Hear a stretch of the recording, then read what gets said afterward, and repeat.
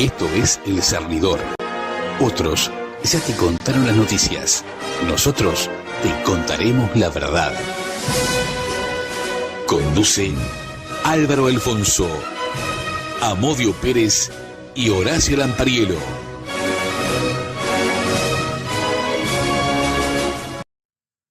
Buenas noches, Uruguay. Muy frías, por cierto. Con la presencia de Álvaro César Alfonso, Horacio Mario Lampariello, con la asistencia técnica de Javier Caraballo y quien les habla, Héctor Amodio Pérez, se pone en marcha el cernidor número 203, correspondiente al día 16 de junio del año 2025. El 16 de junio, pero de 1969, la policía localizó una construcción subterránea, dicen las noticias, de unos 7 metros por 3, aparentemente utilizada como refugio por los sediciosos. Ulises Pereira Reverbel creyó reconocerla como el lugar en el que permaneció durante su secuestro del año 1968. Indagaciones posteriores, dice la noticia, permitieron comprobar que sus principales inquilinos fueron los requeridos Carlos Eber Mejías Collazo y América García Rodríguez. La noticia es bastante imprecisa porque me lleva a pensar, esto subterráneo estaba en el barrio Los Bulevares, cosa que no dije. La imprecisión de la noticia me lleva a pensar que puede confundirse el barrio Los Bulevares con el Paso de la Arena, porque son zonas limítrofes entre sí. El Quincho de Varela está situado en Camino O'Higgins y Leoncio López, mientras que Marquetalia, el local que ocupaba el MLN, estaba situada en Camino Pajas Blancas y Leoncio López. Caminando por Camino Leoncio López se comunicaba la zona del Paso de la Arena con Marquetalia. En el libro La leyenda de los Tupamaros de Rolando Sasso, en la página 296, se pone en palabras de María Elia Topolansky lo siguiente. La policía desplegó razias buscando y estuvieron bien rumbeadas. Uno de los vehículos usados y luego abandonado era un Jeep. En realidad era un Land Rover. Y del análisis de la arena de las ruedas, la policía dedujo que todo estaba para el oeste. Así fue que esa madrugada rodearon la zona de Marquetalia con caballos, patrulleros y camiones. Bueno, yo voy a hacer una pequeña aclaración. Doña María Elia habla de oídas sobre el tema de la arena.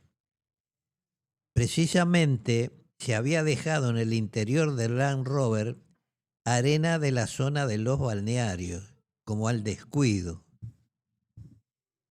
junto a unas pocas hebras de pinocha, como olvidadas, debajo de uno de los asientos, precisamente para desviar la atención sobre la zona del oeste. Y en la página 295 del mismo libro, seguramente con la intención de desviar la atención sobre la zona donde están enclavados el Quincho de Varela y el domicilio de la pareja o la expareja Mujica y Lucía Topolansky, se dice, lo tuvieron 4 días y medio en una casa alquilada por Mejías Collazo y América García, cerca de la barra de Santa Lucía, en la zona de la antena de radio El Espectador y a 500 metros de Simón Martínez.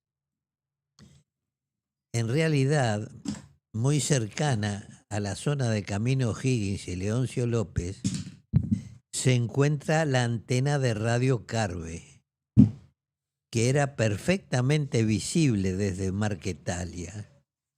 Y yo pienso que lo que Sasso trata de impedir es que se ponga la lupa sobre las propiedades de la entonces pareja Mujica-Topolansky. Camino, Barrio Los Bulevares, Paso de la Arena, Quincho de Varela, Marquetalia, evacuación de Marquetalia, todo gira alrededor de esa zona. Nada que ver Santiago Vázquez, Santa Lucía, Simón Martínez. Estábamos circunscritos en esa zona. El 16 de junio, pero de 1970, el ministro de Educación y Cultura, Carlos Fleitas, mantuvo una entrevista en el penal de Punta Carreta con los presos del MLN Julio Marenales Sáenz y Jorge Manera Lluveras. Fue un intento de negociación que no prosperó porque los entrevistados le dijeron al entonces ministro de Educación que quienes podían negociar no eran ellos, sino los dirigentes que estábamos entonces en libertad. En libertad quiere decir libre, no en el penal.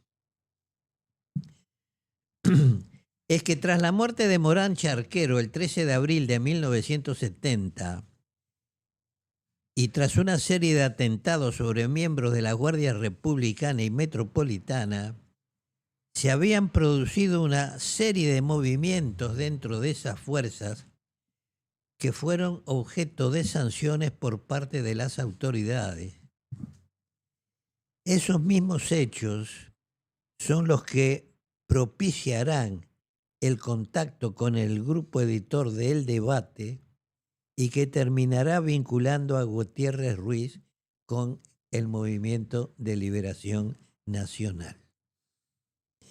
Era un momento de auge del MLN, que ya en ese momento estaba considerando la puesta en marcha del Plan Satán a propuesta de los presos en Punta Carretas, y cuya pésima puesta en marcha y peor negociación provocará la crisis de agosto de 1970, tras la caída de la plana mayor del MLN el 7 de agosto del mismo año, en el local de la calle Almería 4630.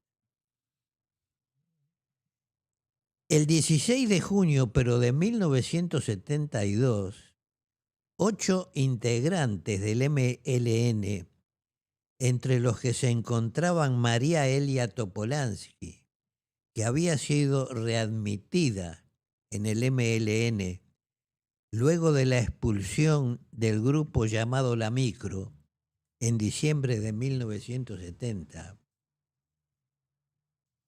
grupo en el que también se encontraba Jorge Zabalza, que andaban por los montes del Queguay como un grupo del Plan Tatú, hambrientos y enfermos, trataron de asaltar la estancia ubicada en el kilómetro 44.500 de la ruta 26, en busca de alojamiento, comida y un vehículo para abandonar la zona.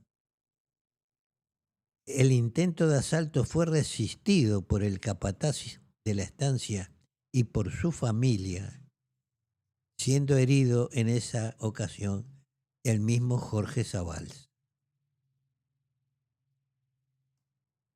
O sea, fue el mismo día, pero con 2 años de diferencia. Muestra a las claras el derrumbe de una organización que, mal conducida, provocó su propia derrota. 16 de junio de 1970, el gobierno buscaba una negociación que no prosperó, evidentemente. El 16 de junio de 1972, el MLN estaba a 3 días, no, ya había iniciado las negociaciones en el cuartel Florida para la rendición incondicional. Yo hace unos días pregunté cuándo se jodió el Uruguay. Y esta pregunta puede tener cientos de respuestas, pero seguramente una de las respuestas posibles es cuando desde las organizaciones políticas, fundamentalmente desde el MLN y el Partido Comunista, se falsearon las respectivas historias, convirtiendo en falsos héroes a quienes en la realidad fueron los responsables de las respectivas debacles. Para ello contaron con el apoyo tácito y a veces explícito de la academia, de la prensa e incluso del sistema político, que intentó quedar al margen mediante la teoría de los 2 demonios. Hoy estamos recogiendo los frutos de aquella mentira histórica, que por un lado quedó plasmada en el libro Computadora con la caída de la red clandestina, la forma en que los afiliados del Partido Comunista colaboraron con las autoridades, y lo que nosotros estamos tratando de dar a conocer de la falsa historia del MLN. Y en eso continuaremos, en la medida de lo posible. Un relato más que interesante. Me encantó esa tesis suya de la cobertura de sus ex compañeros a las propiedades de Pepe y de Lucía. Pues seguro, si no la cubren, la habían comprado con las moneditas que juntaban en la cantina de la facultad. La cantina de la facultad es posterior a todos estos temas de los operativos y secuestros de aquella época. Eso resalta como lo más importante de lo que usted leyó y expuso. Hoy, como adelantamos el jueves pasado, vamos a hacer un sorteo de 4 libros. ¿Está bien? Está de secretario desde hoy, desde la mañana. Entiendo de la mañana porque han mandado mensajes como loco. Yo dije, todas las personas que manden mensajes, por lo que sea, para insultarnos, para decirnos que estamos bárbaros, para lo que sea, entran en el sorteo. ¿Tá? Opiniones, muchos te dicen, quiero participar del sorteo, bárbaro, y el que no dice nada, ponemos el número igual. Después vamos a hacer antes de terminar el programa, lo vamos a hacer hoy, así que quienes sigan mandando mensajes en el día de hoy, no hayan mandado, porque no voy a repetir los números, los vamos a incluir en el sorteo. Eso es lo primero. Lo segundo, tenemos muchos mensajes en el YouTube, pero muchos mensajes en el YouTube. Y aparte muy interesante, porque nos han mandado, tratando de arreglar el libro y otro libro. Uno nota que la gente manda mensajes y los manda. Algunos te mandan mensajes de ¿cómo era que era? De Dinamarca, nos había llegado uno, pero precioso el de Dinamarca, ¿no? Pero realmente uno queda contento con lo que ve todos los días que pasamos. Pero que quiero leer alguno, no quiero faltarle el respeto a nadie. Acá estamos, programa del 12, que ese fue el último. Tenemos algunos mensajes, a ver. Hablan sobre el tema de las Taser, que era la pistola eléctrica, que creo que hay algo, dice el Instituto Nacional de Derechos Humanos, sobre esto, o sea, trancaron que se pudieran usar porque son picanas a distancia. No me extrañaría nada que hayan sacado eso y que todavía este gobierno no le den bolilla, ¿no? Sigan así, dice otro, con la verdad, Omar Pereira de Florida. Dispararle a las piernas, decía que en las piernas tenés la arteria femoral y es mortal. Además hay que estar en la situación del policía, lo cual es correcto. En líneas generales son todos muy buen programa y viene el invitado por el día jueves. Excelente programa El Cernidor. Un saludo para toda la mesa y un saludo especial para Álvaro. Dice Héctor. Muchos muchachos, un saludo. Todavía falta mucho para un cambio o tal vez nunca se alcance. Esto no es excusa para no conseguir en ese camino, no seguir en ese camino. Lo digo porque los pseudoprimates leen primitivamente y en forma reactiva, o sea, son inocentes, pero tenés que reafirmarlo, dice acá. Este es larguísimo. Permanentemente. ¿Se entiende? Al tema que gobierno o movimiento revolucionario se ocupó de los pobres, al tema, dice. ¿Qué gobierno o movimiento revolucionario se ocupó de los pobres y la pobreza en Uruguay? Nadie desde que tengo memoria, más de 65. Entonces, siendo consistente con el discurso de los grandes líderes zurdos latinoamericanos, están todos los videos. La pobreza es funcional a sus fines. Y los funcionarios públicos, entonces si tomamos cifras, 700.000 uruguayos en la pobreza, siendo generoso, más 350.000 funcionarios públicos intocables, igual una izquierda caviar eterna. Esto es muy por arribita, indagando, asusta. Y bueno, siguen las propuestas. Excelente programa El Cernidor. Un saludo para toda la mesa. Muy bueno el programa. Viene el invitado. Dice acá, ¿desde cuándo las autoridades del Frente Amplio hacen una obra con dinero personal? Es imposible. Siempre hacen reverencia con sombrero ajeno. Está en el estatuto del socialismo. Bien interesante. Alvarito, usted trajo un tema gordo. Pero yo sí, pero no, en ese tema, yo eso le iba a decir. Como decía el senador Raumar Yude, a ver, si usted siempre telegráficamente. Usted siempre lo recuerda. Claro, porque. Pero usted, yo sé que en el fondo es trigueño, no es colorado. No. Trigueño. De trigueño, lo ha dicho. Sí, pero era una persona muy folclórica por eso. para el Parlamento, y cuando intervenía, después de una larga sesión, y cuando todos decían que nada más hable, vamos a votar, él decía telegráficamente y largaba telegráficamente. La patada. Y yo telegráficamente quiero tocar 3 temas en un minuto. El ministro del Interior, al cual ya creo que le queda muy grande el cargo, acaba de hacer una conferencia de prensa y decir que los 4 personas que lamentablemente fallecieron es producto de la ley de urgencia. Sí. A ver, negro. Es su apellido, ¿no? Los 12 que murieron quemados en Rocha, ahí no había ninguna ley de urgencia, ¿no? Y eso fue en los gobiernos del Frente Amplio. Es facilísimo echar la culpa al otro y no asumir la responsabilidad. Lo segundo, blancos y colorados parece que le tiran una piedrita acá y salen corriendo a buscarla.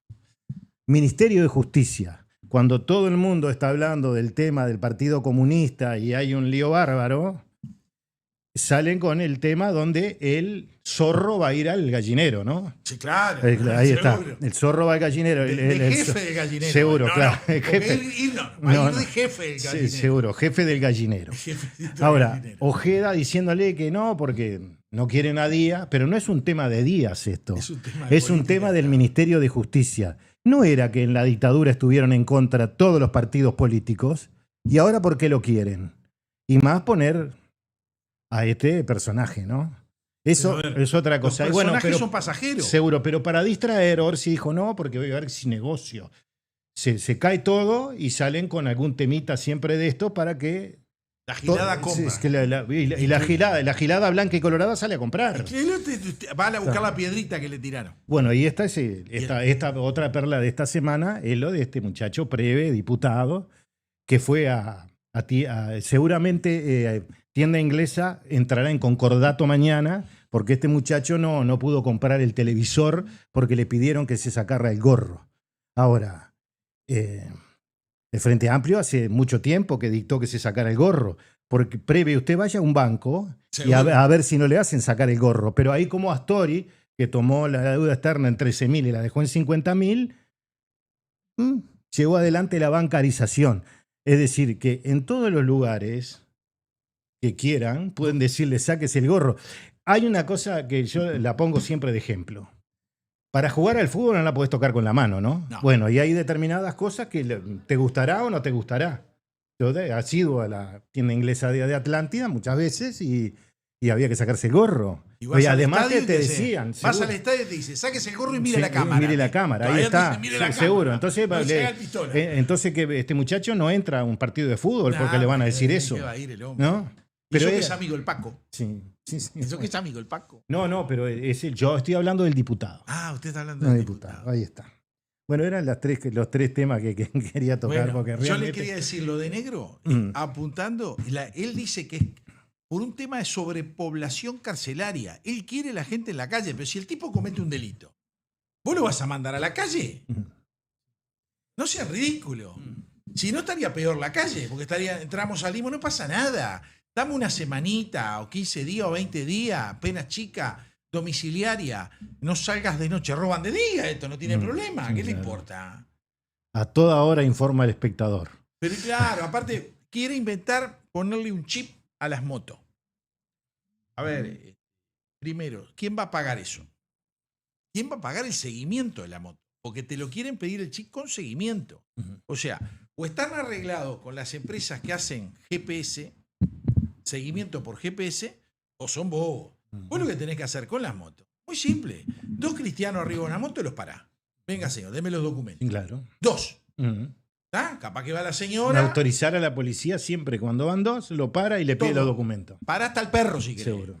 El otro día estaba ahí en la zona de la Unión y me para un control policial. Yo loco la vida, documento, tome esto, ¿qué más quiere? Me quedé agarrando de charla con la policía. Disculpe la molestia. Me decía, no, páreme todas las veces que quiera. Claro. Yo quiero que pare a todo el mundo porque alguno va a manotear. Digo, lo sabían los milicos en los 70 que salían a hacer racia con los ómnibus. Yo no estoy pidiendo la racia con los ómnibus, muchachos. Estoy pidiendo que educadamente te paren y ves. Y ves 2 cristianos arriba de una motito, sin matrícula, oscurita, negritos, todo con gorrito, porque saben que hay cámara. Entonces tienen que estar negro, no joda más con esto. Quieren soltar a la gente para cumplir las promesas que dieron en determinados barrios y a determinadas personas. A ver, nosotros acá pasamos un video el día que ganó el Frente. Claro. De las cárceles. Festejaron. Festejaban adentro de las cárceles. Lo filmó un guardia cárcel del lado del exterior. El ruido se escuchaba de lejos. ¿Ah? Tengo otra cosita que la quiero mostrar que me olvidé la vez pasada. Y yo sé que lo que voy a hacer a Javier no le va a gustar, pero lo tengo que hacer, que es moverme. Yo les voy a mostrar. Y ustedes me van a decir que esto que tengo acá. Te van a decir que esto es una bandeja para limpiar herramientas, limpiar cachivache. No, para poner. No, Amodio, y mejor para poner chorizo y asado, ¿no? Sí, terrible bandejita. No hay cocina que aguante eso. No, mirá que está pesadita, está bien hecha. No, digo por el tamaño. Y tiene buenos años. Esto que ustedes están viendo acá, lo pongo de perfil, de atrás, es la tapa de una tatucera.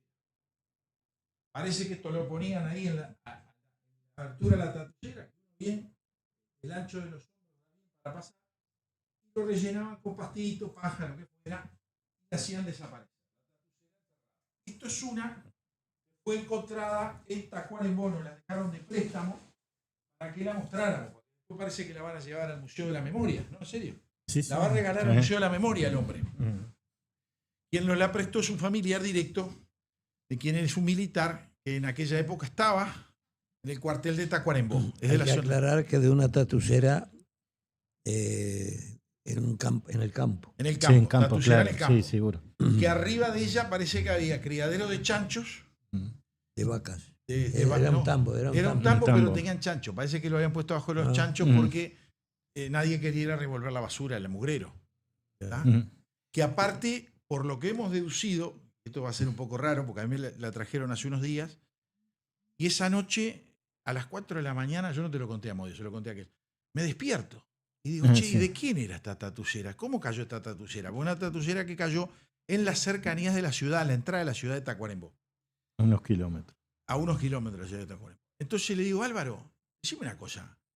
La operación esta, Seibo 302, que fue en Tacuarembó, que fueron y la hicieron en una chacra. Porque yo le pregunté que la hicieron en el cuartel. No, famosa operación. Fueron felicitados muchos militares.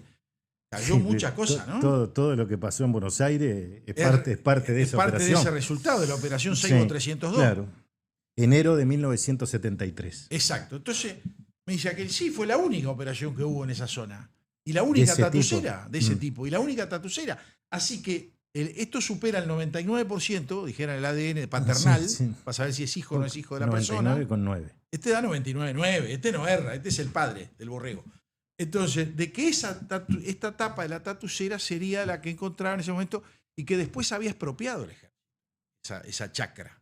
Sí, claro.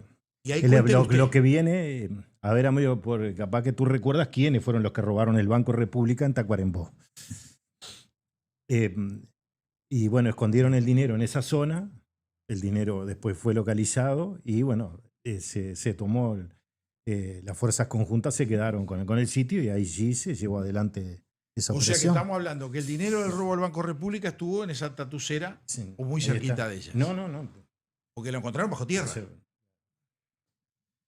Parece que el dueño de la tapa de la tatucera la va a donar al sitio de la memoria. No sé si la colocarán en eso. Es otra historia. Pero bueno, él la va a donar. Yo sé que usted trajo otro No, temita tengo interesante. la canana está llena hoy.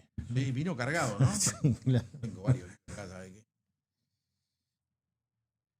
Lo que anunciamos que íbamos a decir lo corremos un poquito más para adelante porque no quiero Sí, largue. pasar por alto que hoy se cumplen 41 años del retorno de Wilson Ferreira Aldunate al Uruguay. Ujú, Se hicieron varios homenajes. ujú. Se habla del wilsonismo. Cierto. Sí, hoy estaban todos juntos. Están peleando para el 28 que hay convención. Sí, pero yo le quiero mostrar otra cosa de Wilson Ferreira Aldunate y atarlo con el tema de la ley de caducidad. Todos los indicios dicen que contrajo la enfermedad producto de estos episodios que le tocó vivir. Sí, se hace uno mucha mala sangre. Contra su gusto. No, hay mucha gente que, amigo de toda la vida, que no solo se lo reprocharon, sino que también pudo pasar algo más. Voy a leer lo que ocurrió en la sesión del directorio del Partido Nacional el 19 de diciembre de 1986, es decir, en el momento en que ya estaba decidido la votación de la ley de caducidad. Claro. ¿Qué dijo Ferreira Aldunate?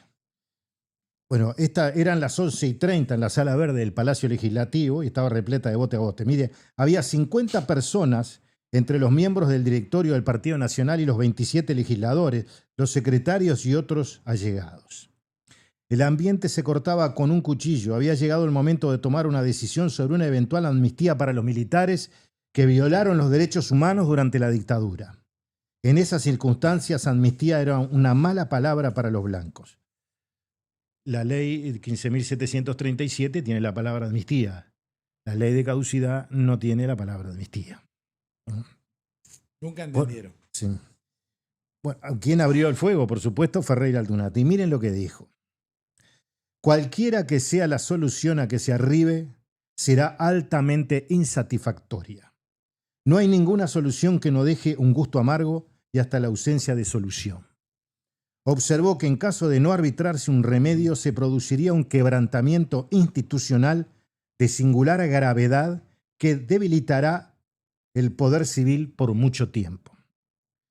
Wilson notificó a los presentes que los colorados presentarían una fórmula a través de un proyecto que estimaba sería inaceptable, porque conduce a un callejón sin salida y crea desesperanza en la gente. Agregó que el Partido Nacional tiene el deber de darle una solución al país. No podemos actuar como un partido minoritario, máxime cuando en este momento todo depende de nosotros. Somos los únicos intérpretes de la hora, lo cual acrecienta nuestra responsabilidad. Y ahora voy a leer lo que dijo inmediatamente el entonces senador Dardo Ortiz. En mi criterio y en mi parecer, después de ser 20 años cronista parlamentario, el mejor legislador que vi y por varios cuerpos. ¿Sí? Sí. Además, fue el que dijo, vamos a poner todo junto. No, separado. Es decir, una amnistía para los tupamaros, los militares en lo mismo y los funcionarios públicos, todo junto. En un mismo acto. Y en un mismo artículo. Y Entonces bueno, vos no puedes derogar un artículo. O es todo o nada. Bueno, y ahí nadie le hizo caso. Pero Ortiz ese día tomó la palabra y en los hechos aludió a lo que él había propuesto.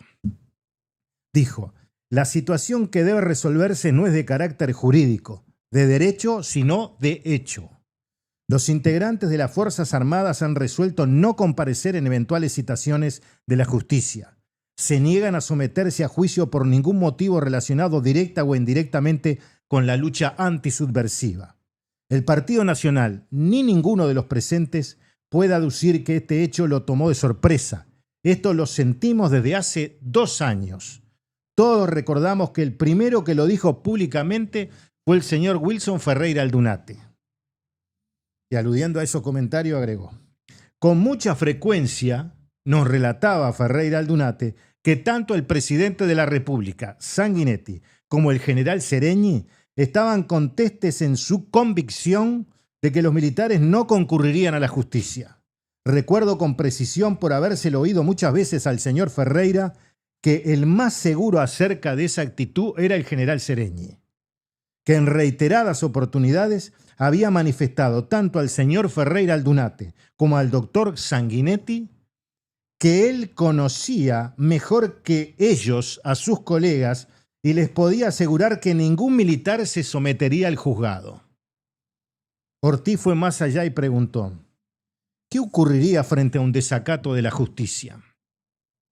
Si el presidente de la República pretendía sancionar al militar en cuestión, no sería obedecido y se produciría la crisis.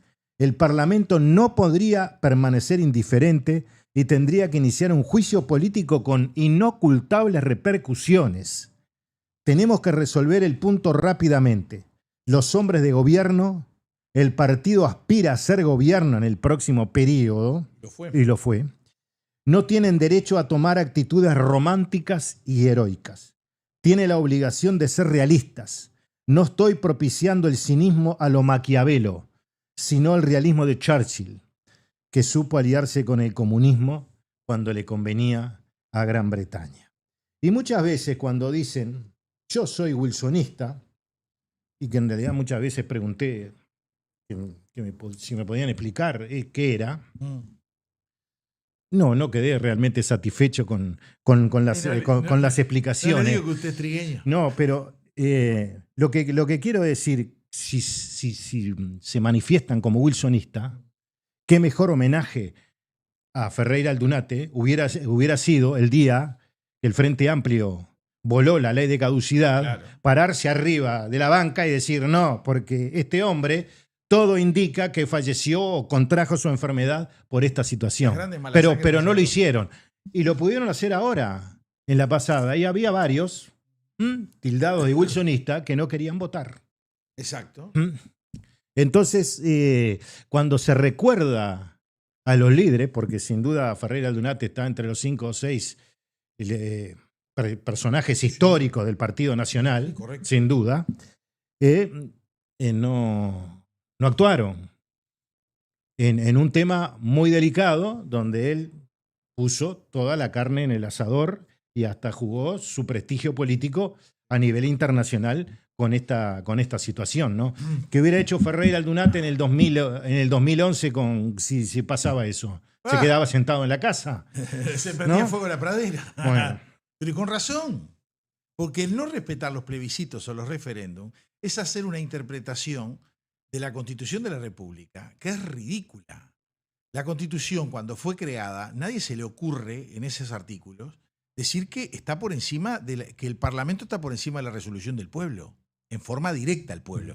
Porque los otros dicen, los parlamentarios también representan al pueblo, sí. No. Pero el pueblo se representa a sí mismo en primera persona, en una votación directa. Referéndum o plebiscito, está por encima. Y elecciones, porque si no podríamos decir ahora, vos sabés que no me gusta, ahora sí vamos a poner a otro. Exacto, ¿no? Hay que respetarlo. Por supuesto. Yo tengo un mensaje, porque esto picó el partido. El 776 dice, ya cerró la computadora, se terminó el sonido. Eso fue cuando yo procedí a cerrarlo. Y cuando yo hago así, que se terminó, viene la señal. Bueno, no se terminó, seguimos. Gran reliquia esa tapa de la Tatu Mulita, dice. Wilson era un estadista adelantado, pero siempre luchó por sus ideas. Dardo Ortiz era más completo, igualdad para todos. Los blancos ahora son todos de Wilson, como los colorados son todos de Jorge Valle. Cuando estaban vivos no lo valoraron. Y es cierto. Porque hace tiempo el Partido Colorado ya no tanto, ¿no? Pero se habla de igual el Partido Nacional. El Partido Nacional era la gente de Aparicio.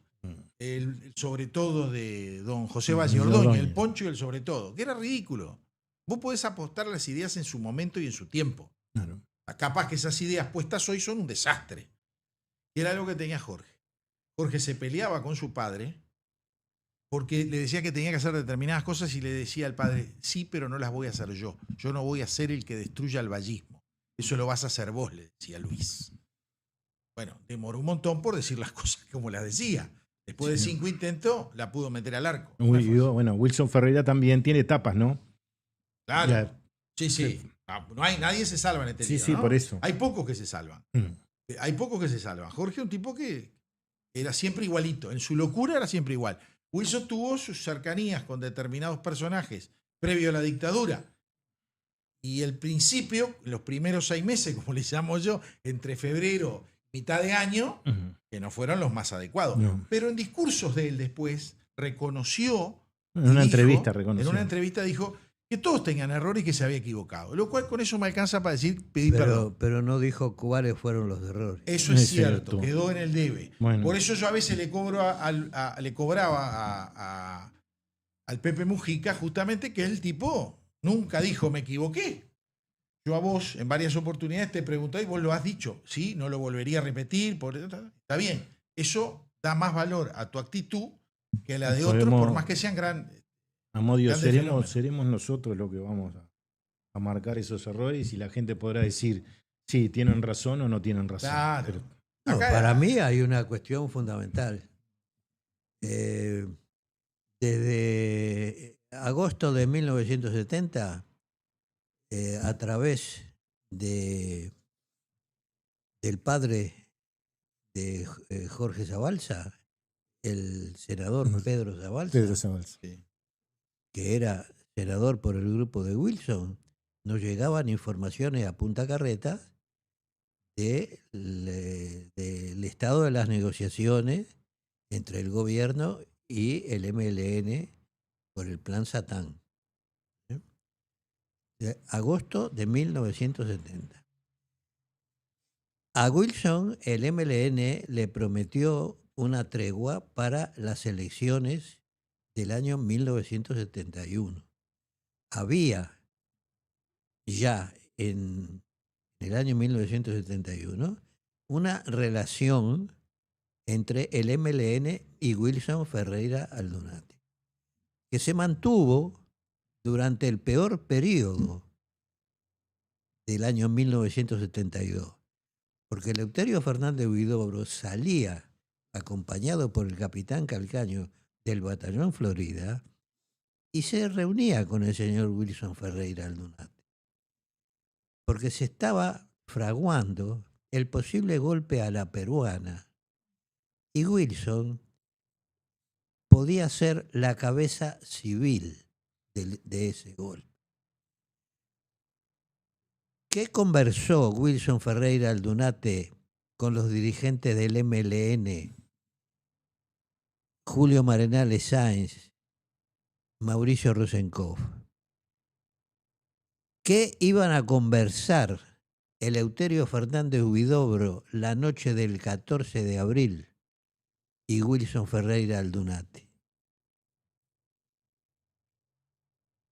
Yo no puedo olvidarme que Wilson Ferreira Aldunate dijo públicamente que Héctor Amodio Pérez estaba conspirando con los militares para dar un golpe de Estado, para derrocar las instituciones, cuando él sabía perfectamente, porque se reunía con él, que el que estaba negociando y conspirando con los militares era Eleuterio Fernández Huidobro. Y ya que de rebote vos mencionaste a a Jorge Valle, Jorge Valle se hizo eco de esa falsa acusación de Wilson. Y nunca rectificaron, ninguno de los dos. Y el señor Dardo Ortiz, que se creyó muy listo haciéndome escribir una línea, estamos en una unidad militar. Es un buen cuento ese para hacer, ¿no? Por Una favor. obra de historia. ¿Qué tenía que demostrar que que el manuscrito lo había escrito Héctor Amodio Pérez si yo lo había dicho? Lo escribí yo, sí señor, lo escribí yo por mi iniciativa. Entonces todo ese jueguito de que la letra es la misma, ¿cómo no iba a ser la misma letra si era la mía? Habían cambiado el texto.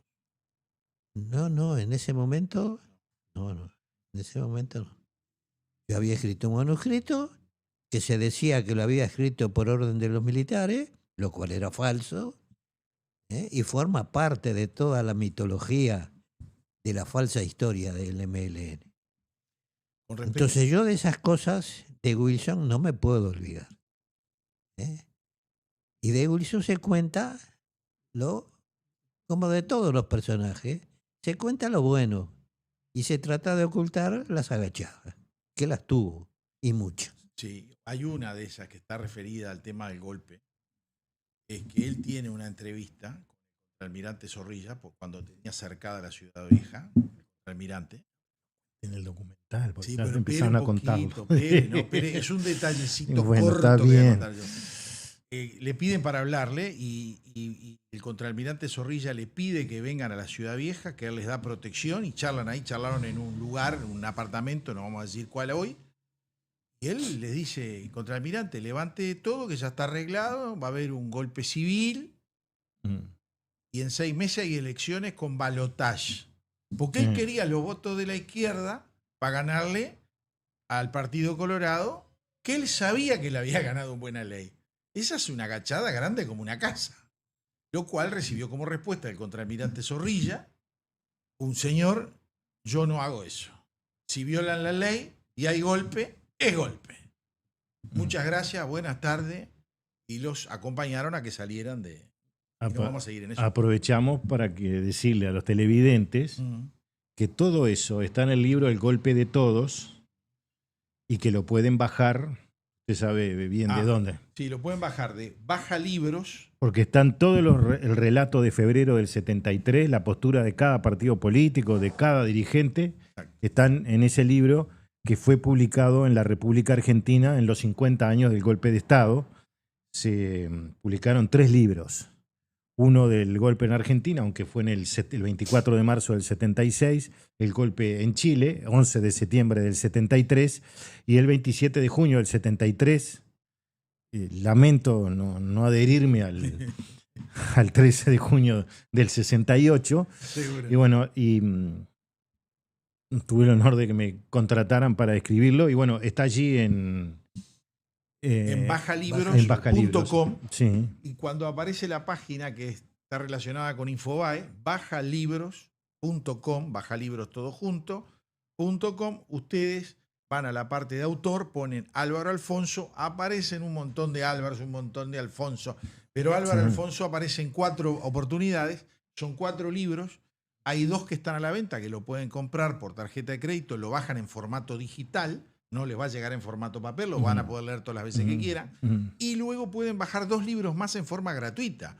Y entre esos está el libro Computadora, Ahí está, que el es golpe. el penúltimo libro. O sea que Seguro. no El golpe estamos- de todos y Computadora. Y Computadora. Y después hay 2 más. Claro, pero el libro, concretamente con el libro del golpe de todos, la carátula o la tapa, es Bordaberry entrando al Palacio Esteves con su ayudante militar. Es fácil de encontrar. No, pero usted lo ve y se da cuenta. Y bueno, esa foto, quiero agradecer, porque tengo que agradecer siempre, me la dio el diario El País. Bien. Martín Aguirre. Tenemos más mensajes. El 336 dice, si los militares entraban en la ley de amnistía, todo esto de darles plata y de meterlos presos no estaríamos en esta locura. Y es cierto, hay que ser bien objetivo. Porque para derogar el artículo o declararlo inconstitucional pasaban todo de vuelta para Gallola. Acá dice el 785, que este no lo tengo agendado. Lo vamos a tener que agendar. Muy buen programa, sigan adelante. Y tenemos el 942, que dice, buenas noches, le agradezco al señor Alfonso la aclaración sobre la segunda parte de la Operación Verdad. Ya lo compré. Felicitaciones 1000.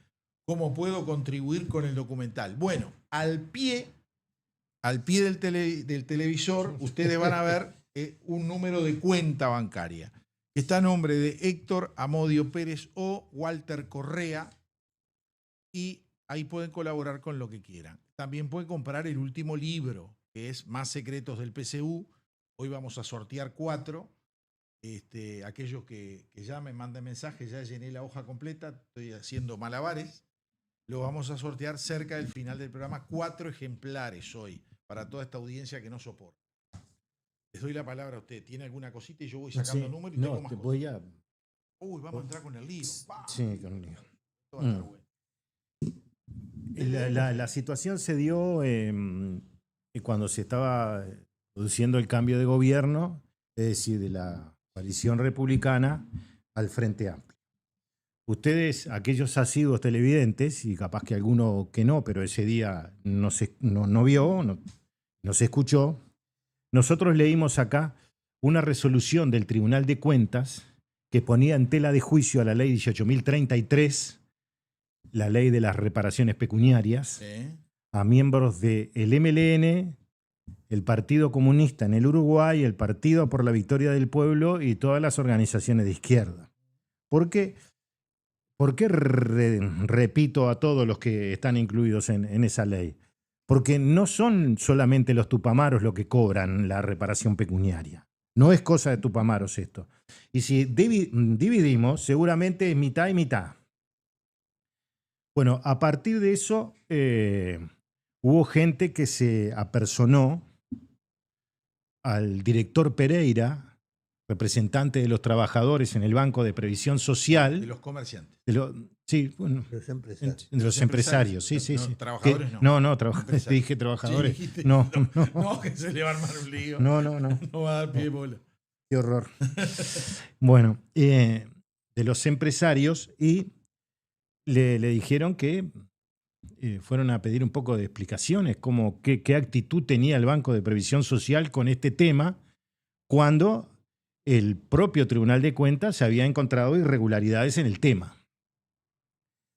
Pereira lo llevó al directorio, ya casi cuando los representantes de la coalición republicana estaban a punto de irse, y lo que dijo allí fue que le habían venido a pedir explicaciones, pero que él consideraba que, como representante del directorio, el que tenía que dar las explicaciones era el propio Banco de Previsión Social y no él solo. Claro.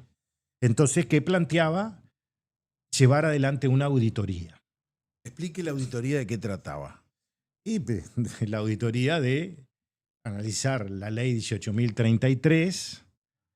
¿Te refieres a ley al cobro de las reparaciones pecuniarias. ¿Cómo la ve una auditoría de ese tipo? Sí, que empezaron a... Ahora después vamos a dar los números. ¿Qué pasó?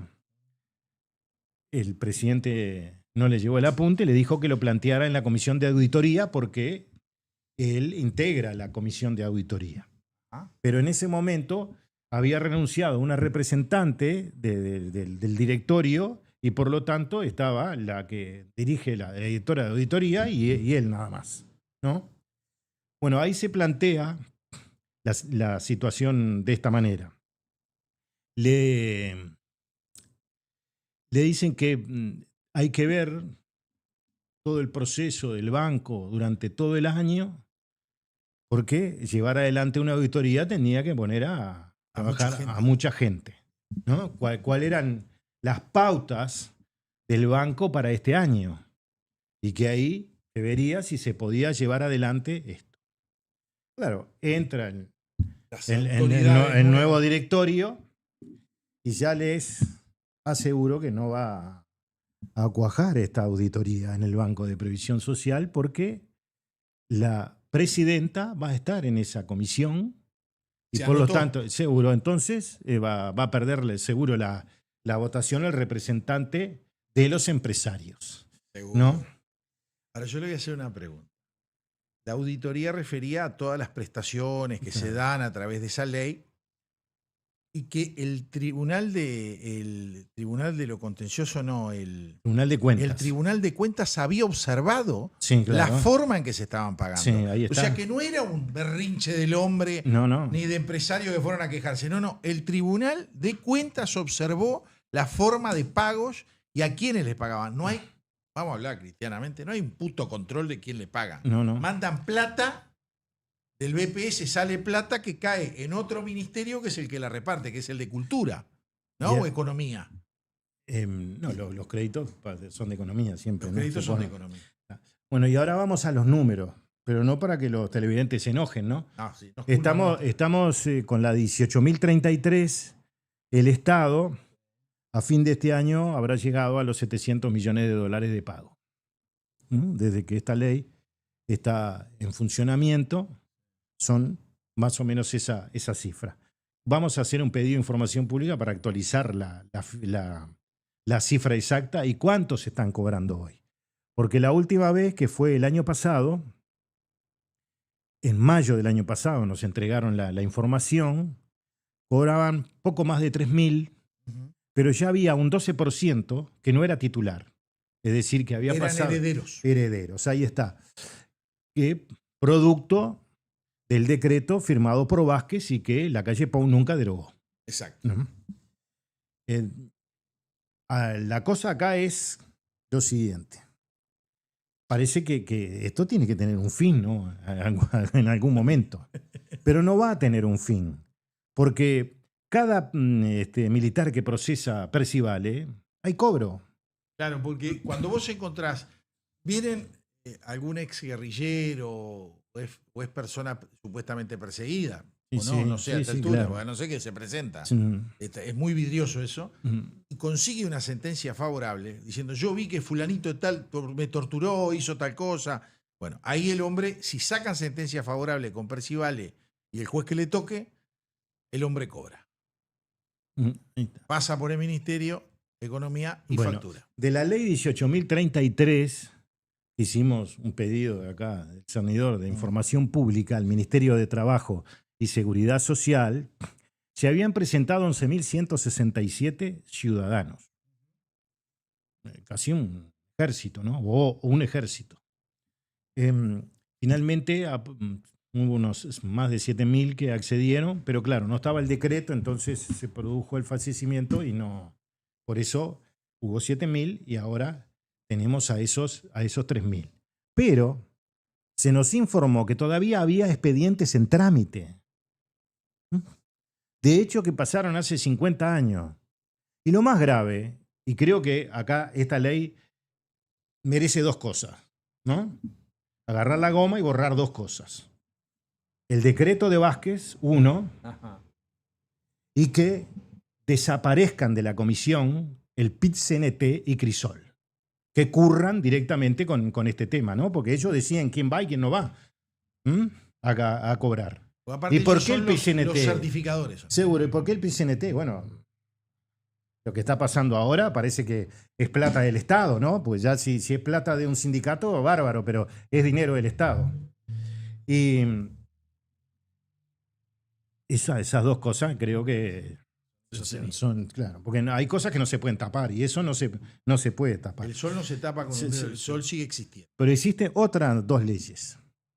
La 18.310, que era para los funcionarios de los trabajadores privados de los frigoríficos, que en este caso no tienen este decreto para que los familiares se sigan cobrando. Y esta ley 18.310, que ya lleva gastado casi 200 millones de dólares, empezaron cobrando 13, en el 2018 llegaron a 830 y ahora tenemos menos de 700 porque producto de la ley de la vida Se va muriendo. ahí está, van falleciendo y por lo tanto no, eso queda sin efecto. Y después, esta ley que es un flan, que acá hay un informe, que es la ley 18.596, que no solo dice que la dictadura empezó el 13 de junio del 68, sino que además les paga a todos los que quedaron afuera de la ley 18.033. Hicieron una ley para los que quedaron afuera. Seguro, claro, hicieron una ley. Y entonces hicimos un pedido de información pública en el gobierno pasado al ministro da Silveira y una funcionaria, porque eso no se hace ni en ningún lado. Preferible que mienta que Seguro, diga claro, digo, vamos a hacer objetivo. no. Más vale hubiera puesto no joroben más. Seguro. Puso, hay en trámite más o menos 1.564 expedientes. Pero puso más o menos. Seguro.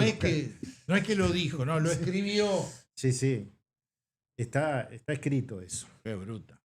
Y después están estos convenios medio raros que también son parte de ese dinero que sale de cosas que pasaron hace 50 años, ¿no? Un convenio del Instituto de Ciencia Política y la Institución Nacional de Derechos Humanos. Estudio cualitativo de la pensión especial reparatoria de la ley 18.033. Hacen un estudio y gastan plata para estudiar a ver si sirve o no sirve. Seguro, claro, y con un compendio de testimonio. Yo quiero hoy leer los testimonios, después vamos a la resultancia ver, o sea de que este usted habla estudio. del testimonio, entonces por lo tanto hicieron como si fuera una encuesta. Sí. Algo así. Sí. Solo con los que la cobran. Sí, claro. No es con los que no la cobran. No, porque acá hicieron una tabla Ajá. de gente, le preguntaron a quién votaban, y supongo que porque si no podría figurar. Mire, acá hay UJC, PCU, MLN, GAU, PCU, OPR 33, PCU. Es decir, que le fueron preguntando. Pero el voto es secreto, ¿no? Sí, pero los testimonios. En el único lugar que se permite es en la Corte Electoral. Para los funcionarios de la Corte. Sí. ¿O no le puedes preguntar en una encuesta a este- quién vota y después publicarla? Acá el compendio de testimonio es muy extenso, ¿no? Sí. Pero dice, la gran mayoría de los entrevistados percibe un largo periodo de 20 años sin políticas específicas que los contemplara. Para. ¿20 años que le están contando la dictadura? No, sí, pero 20 años, sí. A Claro. ver, en el 85 no hubieron leyes que favorecían a dar eso. No, pero ellos no ¿no las vieron? No las vieron. Ahora por lo menos las van a escuchar, ¿no? Y acá dice... Costaron un vagón de guita al país esas Sí, leyes. la gran mayoría de los entrevistados percibe un largo periodo de 20 años sin políticas específicas que las contemplara. La ley 18.033 en este sentido genera un punto de inflexión importante, ya que es mencionada y reconocida por todos. Eso se llama autobombo. Seguro. Y la pregunta es, ¿qué acciones reconoces por parte del Estado hacia los expresos políticos de 1985 hasta ahora? No tiene fecha este trabajo. Dice que ¿qué acciones reconoce? ¿No? Entrevistado 11. Por parte del Estado, mirá, no sé, no me doy cuenta de nada. Decime vos.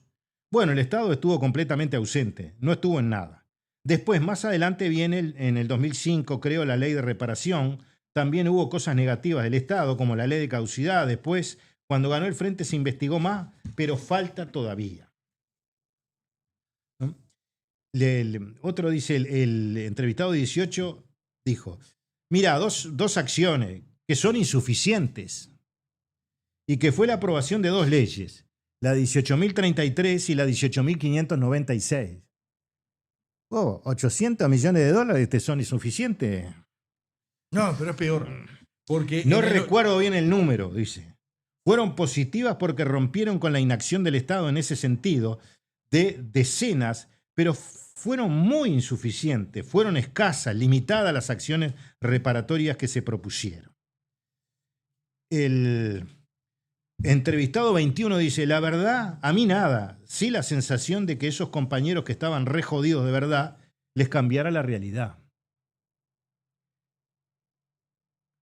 Y ¿Vos después, sabés cuánta gente jodida hay en el Uruguay? Un montón. Bueno, y esto sigue, ¿no? Ahora si no, ¿quiere que lea alguno más? no, así me termina de enojar, dele. Lea uno más. Hay varios. Entrevistado número... 14. A ver, entrevistado número 14. Con el número de Johan Cruyff, Ahí está. el holandés, uno de los mejores jugadores de la historia del fútbol mundial. Me vino fenómeno, dijo. Yo era kiosquero, aportaba por el mínimo, así que mi jubilación iba a ser por el mínimo. Así que la PER me solucionó mucho. Y había gente que estaba peor que yo. Yo tenía los años aportados, por lo menos también ahí contaban los 13 que estuve preso. Porque esto es por una ley de Valle. En realidad, esta ley le ayudó a mucha gente. Pero lo correcto hubiera sido, si el Estado quería, hacer una indemnización y terminar con esto. Una indemnización más importante, tal vez, si querían llevar adelante el sistema político. Porque esto, ¿saben cuándo fue planteado por parte del MLN? Y le voy a decir quiénes estuvieron planteando esto. Eleuterio Fernández Huidobro, José Mujica, Julio Marenales y Manera Lluveras. Cuando se reunían en la casa del doctor Antonio Marquesano, ministro del Interior, para ver qué se votaba, para ver cómo iba a ser la amnistía para los militares, en las que participaron también el presidente de entonces de la Suprema Corte de Justicia y otros letrados importantes. El modus operandi era, un joven iba a buscarlos de noche a la casa, la guardia, el ministro... Muy cercano al ministro, el joven. ¿Cómo? Sí, pero muy cerca. Había una guardia, porque el ministro tiene que tener una guardia, y la guardia la corrían una cuadra para que no vieran quién entraba a la casa. Y bueno, y entonces ahí iban y venían. Había una mesa con unas hojas y fueron Wilson Ferreira Aldunate, escribía lo que le parecía. Ah, ¿no se veían las caras? No, no se veían las caras. Muchas veces no se vieron las caras. Alguna vez capaz que sí, pero el modus operandi era este. Después, por el Frente Amplio fue el general Sereñi, Ronnie Arismendi y alguno más, ¿no? Paró justo. Claro, sí. También fueron militares. Claro. Sí, algunos, por ejemplo, el teniente general Luis Vicente Queirolo, que estaba retirado, que había sido comandante en jefe del ejército del 79 al 82. Y cada uno dejaba su parecer. Y bueno, daba el parecer de lo que habían escrito otros. Claro, y Marenales y Manera concurrían. Y también. Y con Huidobro y Mujica, las charlas eran afuera. Eran afuera las charlas. Y ahí surge este planteo de una indemnización a aquellos que habían estado presos. Pero la cosa es que la ley 18.033 abarcó a los que habían estado presos. Pero lo que vino después... Lo que subieron al carro. Claro. Sí, seguro. Seguro. No, pero a mí me preocupa, porque hablan de que hubieron 20 años entre el 85 y el 2005. A eso que se está refiriendo. Pero en el 85, primer gobierno de Julio María Sanguinetti saca una ley para la restitución de los funcionarios públicos, que le costó un vagón de guita al país, que era pacificadora, que le daba la restitución, la indemnización por los años que no pudieron trabajar, todo de todo. Que el 99.99 eran de izquierda. Hubieron algunos casos que no eran de izquierda. No tanto, ¿no? Había blanco y colorado en abundancia, ¿no? ¿Había, sí? Sí, había, bueno, sí. Yo conozco dos casos, sí, es verdad. Dos conozco yo que no eran de izquierda. Que reclamaron y les correspondía, se lo tuvieron que dar. Bueno, pero amplia mayoría de izquierda. Ustedes escucharon y vieron que dice que no hubo ninguna ley de nada, ¿no? Me gustó la de Kiosquero. Sí, y bueno, vio que la de Kiosquero por lo menos... Dijo, yo estaba de Kiosquero, estaba muerto, claro. Me salvó la vida. Vamos por plata, ¿no? Está claro que todo es por plata. El hombre nuevo no corría acá. Empezamos con las leyes. La ley de amnistía, la 15.737, es la ley que dictó la amnistía para los miembros de la guerrilla, pero también para el Partido Comunista, miembros y Partido por la Vida de todos, ¿no? Claro, porque no son, porque acá hay una cosa apuntándole siempre a los Tupamaros, pero los otros también jugaban. Y hoy juegan más que los Tupamaros, entonces, en este negocio, ¿no? Pero ya en el artículo 25 se dejó claro que se iba de esa misma ley, el artículo 25, se amparó la restitución y la recomposición de la carrera administrativa y de la cédula jubilatoria de aquellos funcionarios públicos destituidos por el acto institucional número 7 del 27 de junio del 77. Es decir, 4 años después del golpe. Y el argumento central era que el 45% del dinero que volcaba el Estado a las empresas del Estado era para pagar sueldos. Por eso, bueno, se presentaron 30.000 y el Estado atendió a 18.000. Se pagaron de la época 120 millones de dólares, que ahora serían unos 350 o un poco más tal vez. Un poco más, sí. Intentaremos ser piadosos. Y esa ley fue la 15.783. Después está lo que ocurrió con la ley de caducidad. La gente vota, decide mantener la ley de caducidad por mayoría, por amplia mayoría, y el tema queda ahí, estancado. Hasta el 95. Es decir, 90-95. Nadie habló. Y ahí se votan, esta es del 89, hay dos leyes acá, una al final del gobierno de Julio María Sanguinetti y otra en el primer año del doctor Lacalle, que son las leyes 16.102 y 16.163, que generaron una indemnización especial para los trabajadores del Frigorífico Nacional que fueron cesados en el año 1978 tras el cierre de la empresa. Después estos locos se zarparon y le encajaron la 18.310 y vamos arriba, ¿no? Sí, ya metieron. Los metemos a todos y ya metemos a los del 73 para adelante. No, y pusieron la interpretación de Munro. Sí, claro. Que fue peor. Sí, claro. El BPS interpretando una ley que de un parlamento vigente en ese momento, porque eran los mismos legisladores. Sí. No había cambiado ni el parlamento, no había habido elecciones en el medio. Pero igual. Una bestia el tipo. Y acá no pasa nada, viva la Pepa.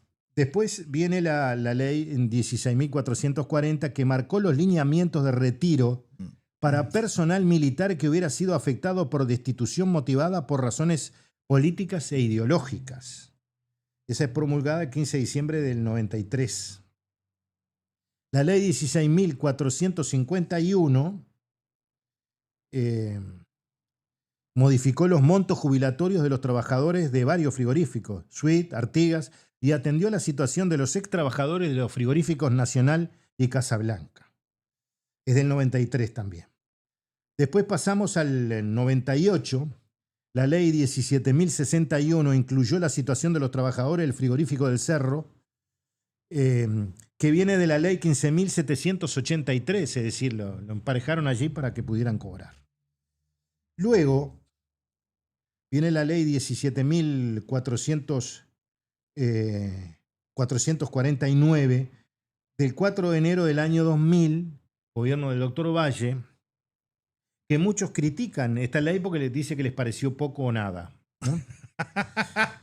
Consideró a las personas que debieron exiliarse, estuvieran detenidas o en la clandestinidad por motivos políticos, ideológicos o gremiales. Asimismo, para aquellos que hubieran estado trabajando en la actividad privada, se les reconocieran los años de la dictadura como efectivamente trabajados, si tenían la edad para acogerse a los beneficios jubilatorios, que fue lo que hizo el kiosquero, ¿no? Se sumó esos años y tenía otros años y le vino bien la pensión. Sí, pero igual se para la pensión. Sí, sí, claro. Y es de mayor volumen esa pensión.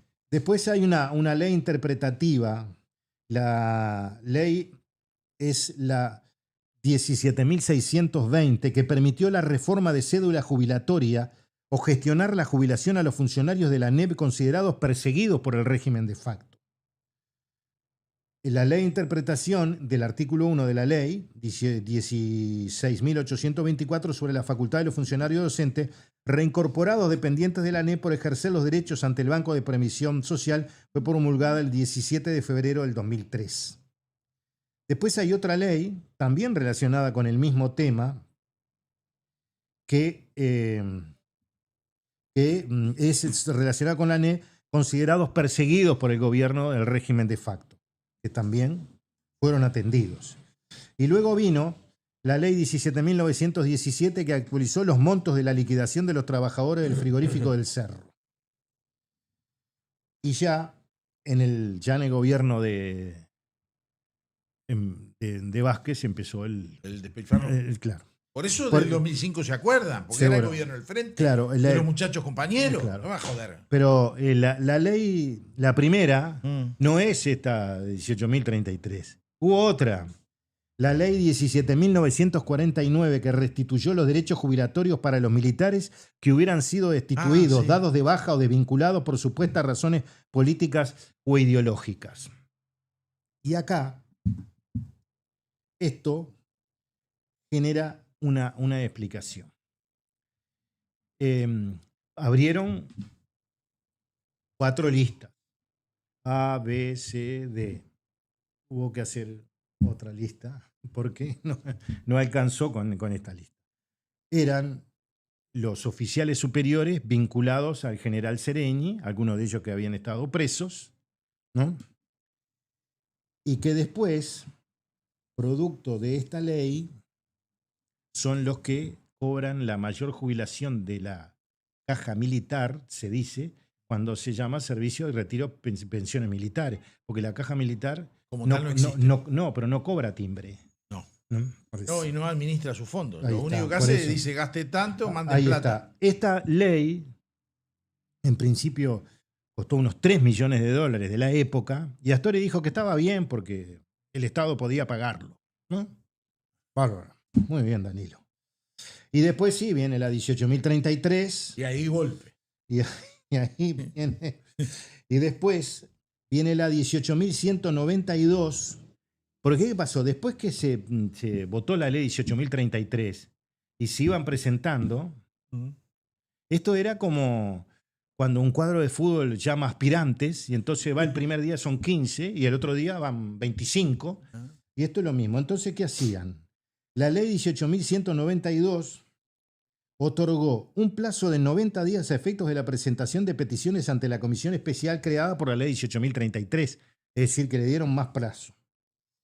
Y después, la otra, que siguió la 18.235, promulgada el 26 de diciembre del 2007, sustituyó el literal C del artículo 1 de la ley 18.033, acreditando a los trabajadores de las empresas clausuradas por el gobierno de facto la recuperación de los derechos jubilatorios.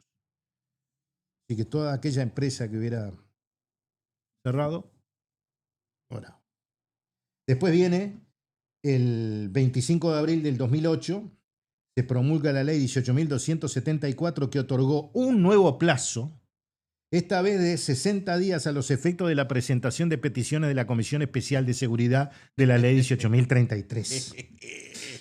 Después viene la ley 18.310. Todavía eran vagos para ir a hacer el trámite, ¿no? Seguro. Dejate, jodemos. Que fue promulgada el 18 de junio del 2008 y modificó las normas relacionadas con el tema ya dictadas, estableciendo un ficto para computar el monto jubilatorio de los ex trabajadores de la industria frigorífica. Esta es la ley Murro, ¿no? Ah, esa, sí, la que adaptó Murro. Y después viene esta que si la agarra en la época de la dictadura, la agarraba el Chicho, se pasaba así y leía. Acuérdese, ley 18.596, que consagró las indemnizaciones económicas a familiares de desaparecidos a quienes eran niños habiendo nacido en cautiverio y a aquellos que hubieran experimentado lesiones. Además, otorgó atención en salud gratuita y vitalicia a las supuestas víctimas. También modificó aspectos de lo regulado por la ley 18.033 con relación al derecho al cobro de la pensión reparatoria. Asimismo, indujo a que la dictadura se instaló el 13 de junio de 1968 y no el 27 de junio de 1973. Pero no quedó ahí esta ley, ¿no? Las mencionadas normas fueron complementadas por 2 decretos. El 106 del 2007, en el primer gobierno de Vázquez, que reglamentó la ley madre 18.033 y también el 297 del 2010 relativo a la prestación de salud prevista por la ley 18.596. Y atención, en este caso, esta ley que solo puede indemnizar, se estipuló que tendrán derecho a recibir atención integral de salud gratuita y vitalicia en el marco del Sistema Nacional Integrado de Salud a las que se califica como víctimas, aquellas personas que hayan permanecido detenidas por más de 6 meses sin haber sido procesadas o que hubiesen sido procesadas o sufrido lesiones gravísimas a raíz o en ocasión del accionar de los agentes del Estado o que siendo niños o niñas fueron secuestrados o permanecieron en cautiverio con sus padres. En realidad, muchas veces nacía el niño y la madre lo amamantaba en el lugar. Pero, pero aparte, ¿sabe cuál es la el ley problema? lo... ¿Sabe cuál es el problema de esa parte de la ley? Cobertura médica tenemos todos en Uruguay. Lo que pasa es que de repente te toca ir al hospital público o decidís ir al hospital público. ¿Está bien? Lo que le están dando técnicamente es que vos elijas la sociedad médica y que te la pagan por el FONASA. Pero vos no aportás al FONASA con ese sistema. No. ¿Estamos de acuerdo? Sí. O sea que hay dos tipos de ciudadanos, por lo menos 2 o 3. Bueno, pero no terminé. Ay, Dios querido. Además, se le permite utilizar prestaciones médicas que incluyen asistencia psicológica, psiquiátrica, odontológica y farmacológica que garanticen la cobertura integral de salud en el marco del Sistema Nacional Integrado de Salud. Se estableció también que el Estado, nosotros, ¿no?, tiene la responsabilidad de otorgar apoyos científicos y técnicos para la rehabilitación física y psíquica necesaria para atender las supuestas secuelas que obstaculizan la capacidad educativa o integral social de las víctimas. Amparados además en la Ley 18.033, este beneficio incluye a los hijos y nietos de todas ellas, sean biológicos o adoptivos. ¿Qué te parece? Escuche, antes de entrar en el otro tema que yo le voy a pedir a Javier, es que vio que el programa pasado hablamos del tema que quiere el gobierno ocultar, no quiere hablar de él, nadie pregunta nada. El único lugar que le preguntaron a Yamandú fue en la Argentina, creo que fue en la Argentina, que es el tema del Zunca y del fondo de vivienda del Zunca.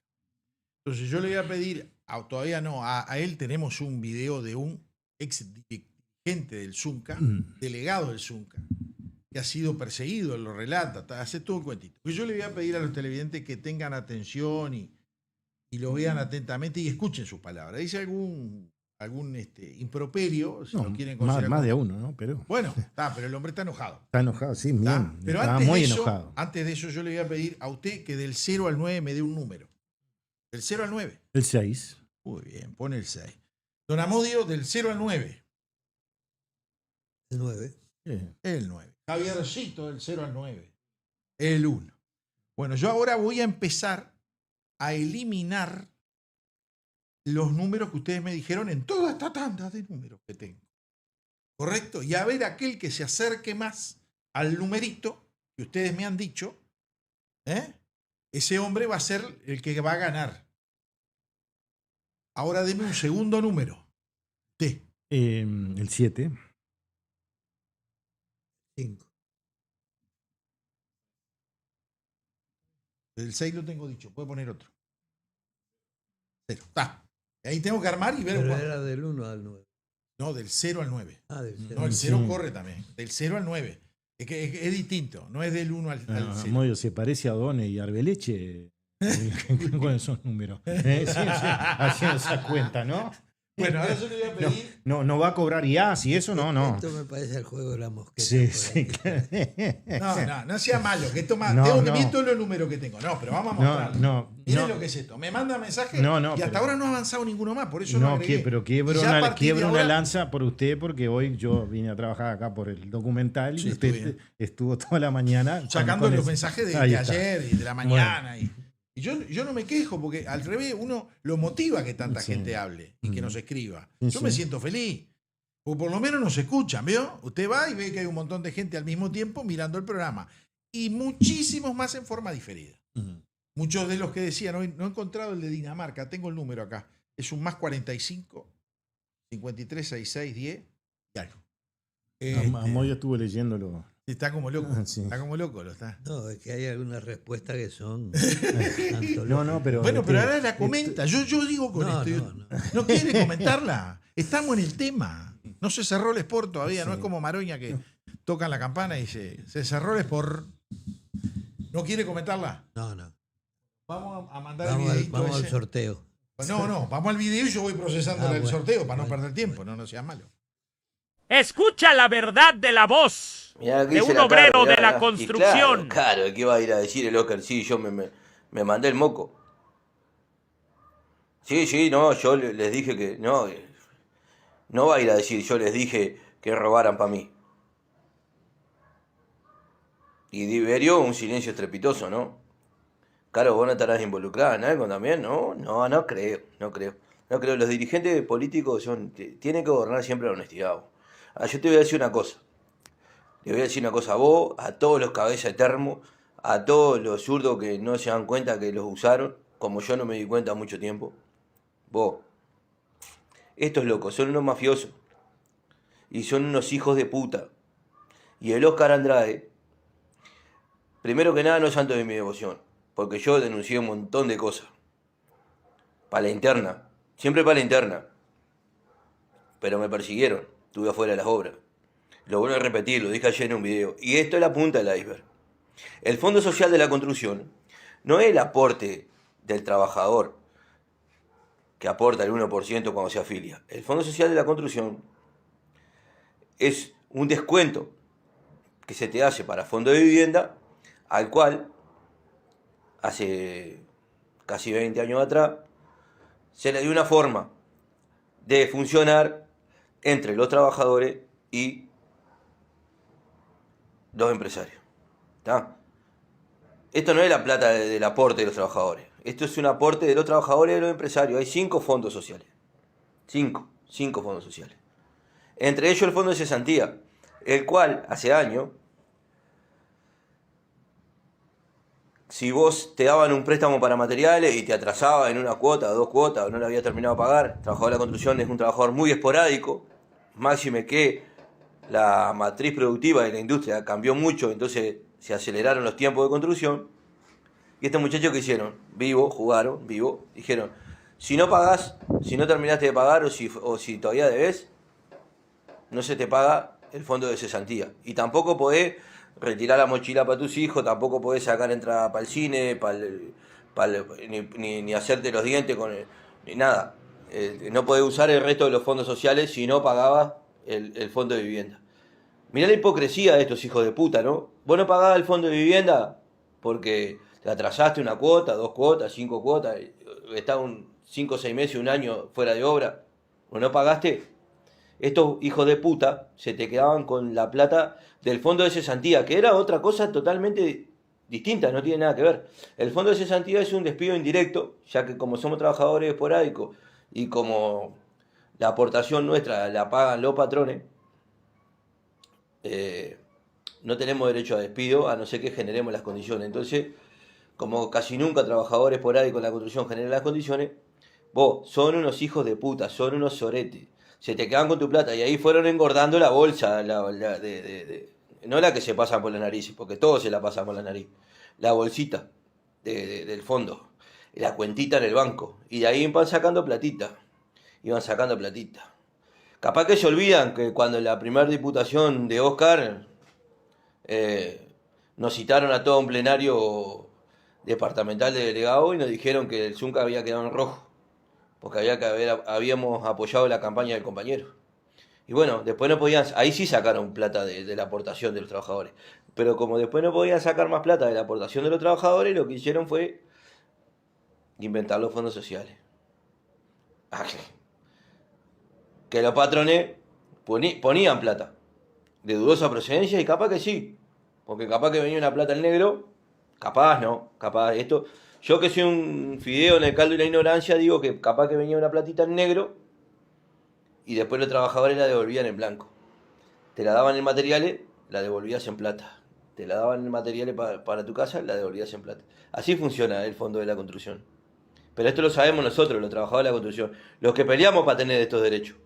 Y que estos hijos de puta, como este hijo de puta, como el otro, que no está en la foto, estos hijos de puta, difamación, injuria, hijo de puta, vos que nos perseguiste, vos que llamabas a las empresas y le decías, fulano de tal, sacámelo de la obra, bien metido en cana el negro Charlie, Rivero, el que estaba en Coso, que cuando estuvimos en una obra con Insur allá atrás del portón fue a pedir la cabeza mía. Capaz que se olvidan de esas cosas. Que le tocaron el plato de comida a los trabajadores. Que cuando hubieron trabajadores que fueron a saludar al presidente en ese momento de la República, que era la calle Pou, había una obra atrás del edificio Presidencia, allá en la Ciudad Vieja, cuando se le pagó un asado para los trabajadores. En esa de siempre, del obrero de la construcción, de decir, bueno, vos te vas a pagar un asado. El presidente fue a comer un asado con trabajadores y pusieron las fotos de todos los compañeros. ¿Te acordás que yo hice un video que se hizo viral hace años? Hijos de puta, hijos de puta, hijos de puta. Vos, hijo de puta el Daniel, hijo de puta todos los que se robaron la guita y todos los que saben y ahora van a salir a hacerse los buenos. Van a salir a hacerse los buenos. La otra corriente sindical. Acá hay que barrerlos a todos. Hay que sacarlos a todos del medio. El Zunca no puede seguir funcionando con estos soretes. Tiene que funcionar con gente que esté parada de un solo lado del mostrador. Si van a tener actividad política, el estatuto de nuestro sindicato no lo permite. Son unos hijos de puta. Difamación, injuria. Oscar, ¿querés salir a amenazar gente ahora también? Todavía que te robaste la plata a los trabajadores, amenazás a la gente para que no puedan expresarse en las redes sociales, para que no puedan decir lo que piensan. Eso, Oscar, es de hijo de puta. Es de hijo de puta. No podés hacer las cosas que hacés. No podés robarte la plata que es mía. No podés administrar mi plata. Hasta cambiaron la forma en que te pagaban el FOSER. Antes vos salías a la obra y taca el FOSER. Ahora tiene que pasar un año entre que cobraste y cobraste. Ahí genera interés. Tu plata en la cuenta del banco. Eso hacen estos soretes. Esta es la verdad del Fondo Social. La verdad del Fondo Social es esta. Cambiaron el funcionamiento de todos los fondos sociales para engordar las cuentas del banco para robarse la plata. No son ningunos bobos. Negámelo, Andrade, negámelo. Bueno, yo, compañeros, estoy trabajando firme todavía con el tema de los numeritos. Ya tengo uno que anda muy bien ahí, anda casi en punta. Un 096.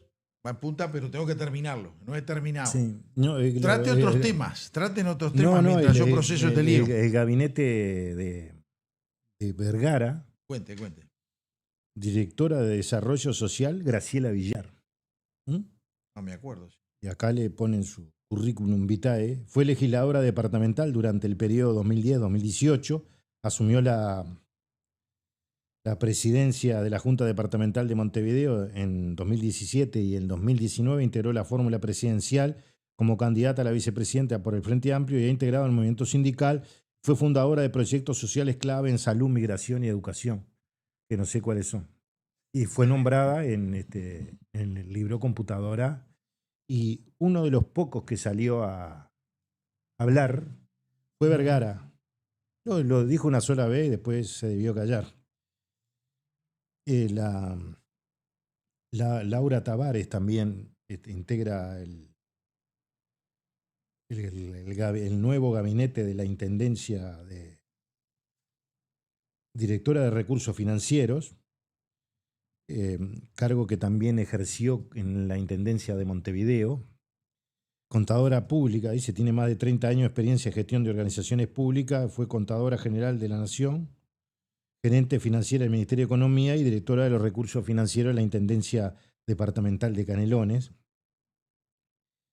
Y bueno, está quien es senadora, Silvia Nane, en Desarrollo Sostenible e Inteligente.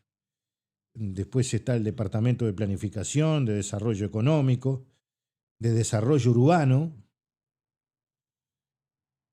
de Cultura.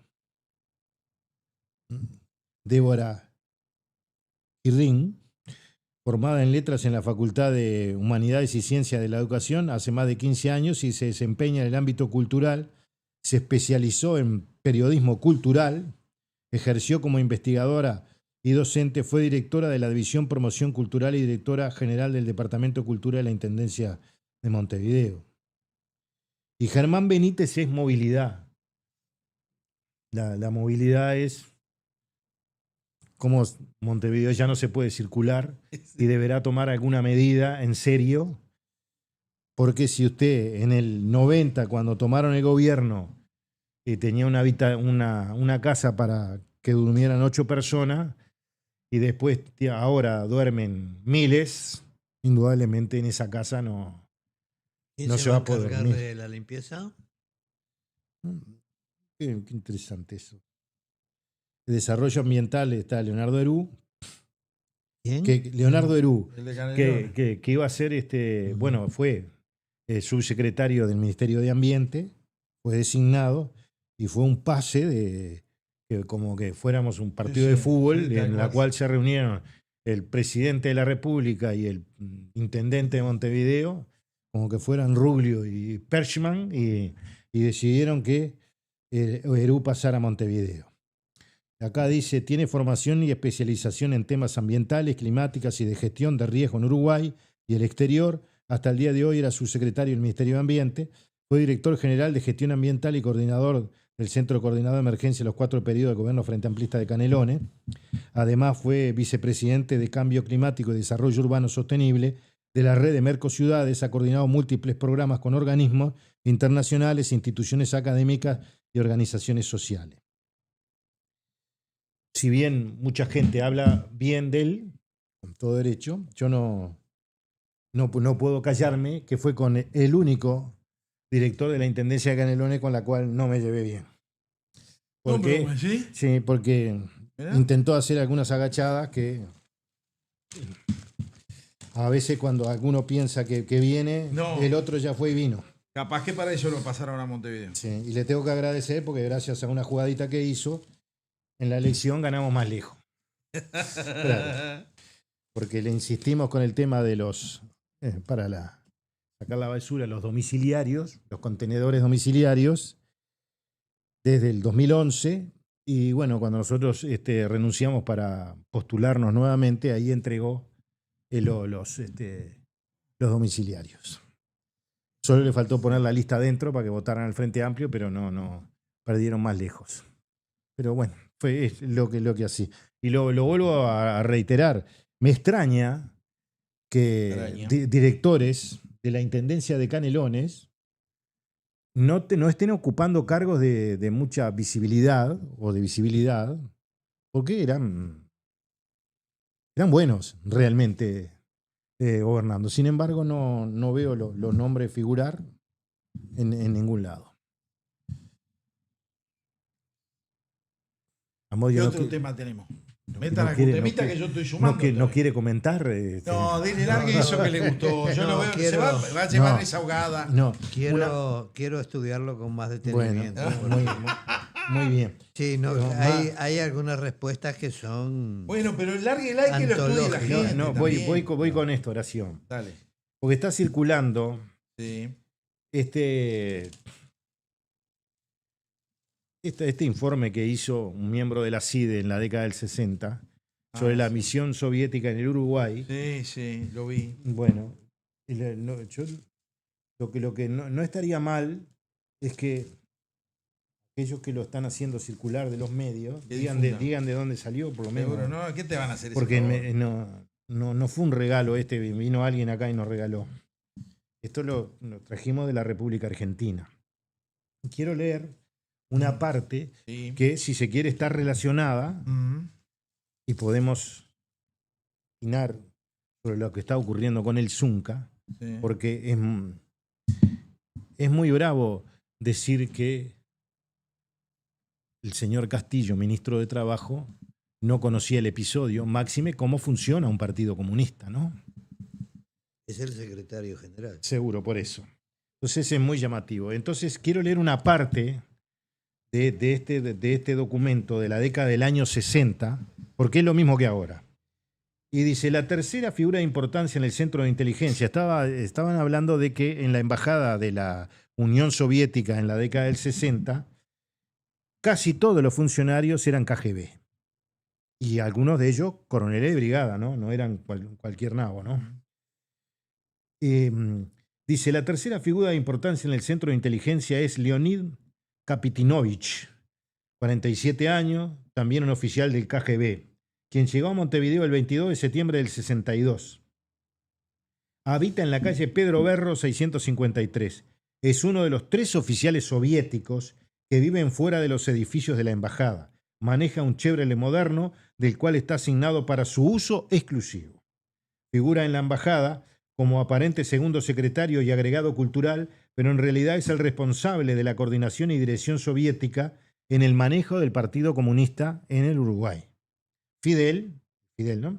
Actividades comunistas dentro de otros grupos políticos y en los sindicatos de izquierda. Una de esas tareas principales es asegurarse que el dinero soviético llegue al Partido Comunista en el Uruguay. Esto se hace por medio de entregas directas a Romney Arizmendi o a Eduardo Bleyer, quien es secretario nacional de recursos del Partido Comunista en el Uruguay y miembro del Comité Central. A consecuencia de la reserva que adquiere esta subvención, que representa más del 60% del presupuesto anual del partido, el conocimiento sobre las verdaderas sumas entregadas está redistribuido a Arizmendi, Rodríguez y Bleyer, y se elaboran 3 juegos de contabilidad separados. Un presupuesto falso con el propósito de conformar los requisitos de impuestos del gobierno uruguayo. Segundo, un segundo presupuesto falso, el cual está a la disposición de algunos afiliados y militantes del Partido Comunista. Y 3, el presupuesto verdadero restringido a las 3 personas ya mencionadas. Por lo tanto, si es que entraba dinero al Partido Comunista y se sigue con la misma política, en aquel momento eran los 3 principales dirigentes del Partido Comunista quienes manejaban el presupuesto irrestringido ya mencionado. No sé qué. La historia se repite. Sí. No, pero claro, pero aparte, un detalle no menor, la secretaria de Finanzas Es la misma. es la misma, la del Partido Comunista, que la del Fondo de Vivienda. Es conjunción de interés público pregado, porque claro, manejaba la cuenta de un lado y del otro. Y se descubre cuando esa funcionaria toma licencia y la suplente, cuando ve las irregularidades, salta el chocolate. A ver si lo entendemos. Es mucho más simple este lío, ¿no? De eso. Porque yo parece que no estoy, pero estoy en varios, sacando numeritos. Ya tenemos algunos ganadores. Ya tengo 1, 2, 3. Me falta 1. Y lo tengo que encontrar. Ya lo voy a encontrar. Espera un poquito, porque esto no es computadora, esto es mano, ¿no? La vieja libretita. ¿No tenemos otro temita para ir tanteando? ¿Cómo no? Y métale que yo tengo que seguir sumando y restando numeritos. No tengo más remedio. Usted le haga fuerza. Esto es televisión verdad. Esta alguna de esas que te tiene ahí que son preciosas. También relacionado con el tema de la ley de caducidad, tanto hoy se cumplen 41 años de la llegada de Wilson Ferreira Aldunate al país, el 16 de junio de 1984, donde fue tomado preso, ¿no? Pero es bueno leer alguna otra, algún otro episodio ocurrido, por ejemplo, el del Palacio Esteves. Esto fue el 3 de diciembre del 86, cuando el entonces presidente de la República, Julio María Sanguinetti, convoca a todos los líderes políticos para decirle que los militares no se iban a presentar, a declarar. Y está en el acta 79 del directorio del Partido Nacional. En el encuentro participaron Julio María Sanguinetti, como dijimos, el vicepresidente Enrique Tarigo, los ministros de Defensa Juan Vicente Chiarino y el Interior Antonio Marquesano, los dirigentes del Partido Nacional, Wilson Ferreira Aldunate, Carlos Julio Pereira, el general Sereña en representación del Frente Amplio y Humberto Siganda por la Unión Cívica. Asimismo estuvo presente el jefe del Ejército, el teniente general Hugo Medina, entre otros, ¿no? El entonces presidente de la República, Sanguinetti, describió los pasos dados hasta ese momento, así como los motivos que han llevado a esta situación de la que todos son partícipes en mayor o menor escala. Destacó la necesidad de restablecer la estabilidad institucional, así como el plano económico y social. Expresó que el país no podía ignorar que en lo político se vivía una etapa de transición entre una situación de facto y un asentamiento a la democracia, en la que sobrevivirían muchos de los hechos heredados del pasado. Estamos hablando que ya casi hacía 2 años que habíamos vuelto a la democracia, ¿no? Después dice, reconoció Sanguinetti que en materia de amnistía a los presos políticos, las denuncias efectuadas contra militares y policías habían creado una fuerte fricción que había alejado a los sectores del ámbito de reconciliación, no viéndose claro el camino de la salida.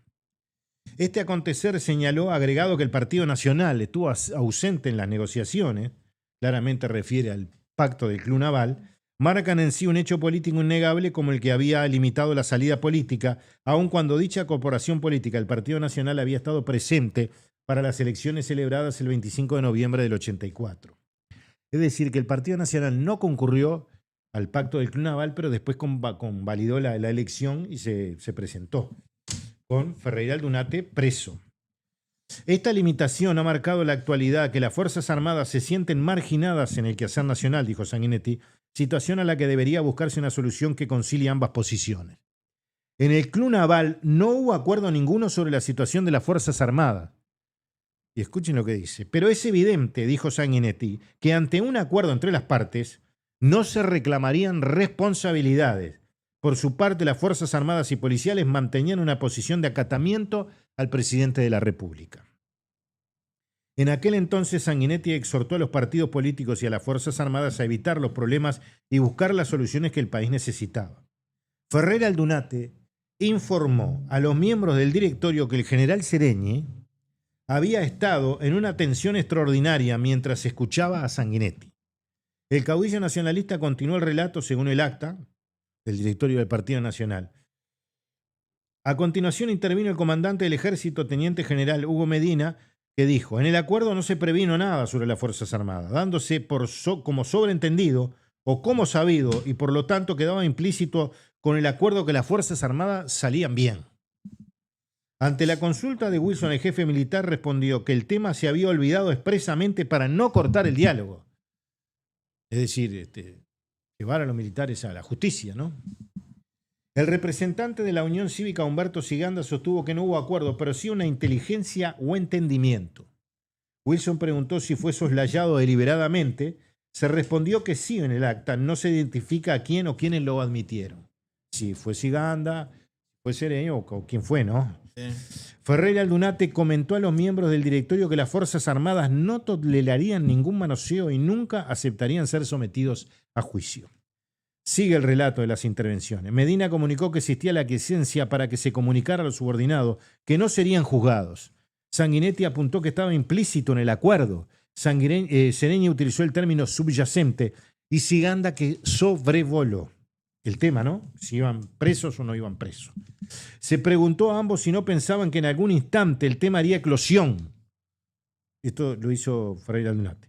Hubo un silencio total y absoluto, según el relato de Wilson, tanto Sereñi como de Siganda.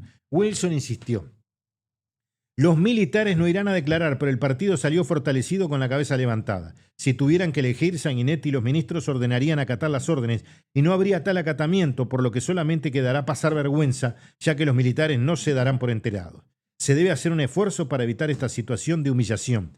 Se necesita tener cabeza fría, aun cuando existe el peligro de golpe, pues cree una desobediencia traería una reacción del poder político que puede conducir a ese golpe que se quiera evitar. Carlos Julio Pereira, presente en la reunión en el Palacio Esteves junto a Wilson, reveló que Siganda preguntó ¿cuál es la propuesta? No hay, fue la respuesta. El líder del Movimiento Nacional de Rocha dijo: debe haber una operación con dos tiempos. Una ya comenzó y la otra es el incumplimiento del pacto, del Club Naval. Surgiría una tercera, que es la búsqueda de una solución por sobre todas las cosas. El Partido Nacional debe aparecer sin contradicción y no dejarse arrastrar con ese ritmo vertiginoso que quiere adoptar el gobierno. Es muy claro que en esta reunión ya Ferreira Aldunate estaba convencido de llevar adelante algo parecido a lo que salió, que fue la ley de caducidad, sino la misma ley de caducidad, que voy a relatar porque esto me lo contó quien la redactó, Martínez Turla, fallecido, muy joven, con 37 años, un dirigente que tenía mucho futuro político, que había una sesión de la Cámara de Representantes y se prorrogó la hora. Y bueno, Sturla dice que, bueno, decían cualquier pavada los Frente Amplista, entonces me puse y redacté 3 proyectos, ¿no? 3 proyectos, sí, 3 proyectos. Un ratito diciendo Sí, huevada, claro. dijo uno. Bueno, y el invento de la caducidad que no...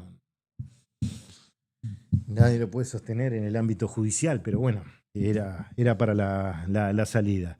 Fue el primer proyecto que mostró a los principales dirigentes del Partido Nacional y todos le dijeron es eso. Y eso fue lo que se votó.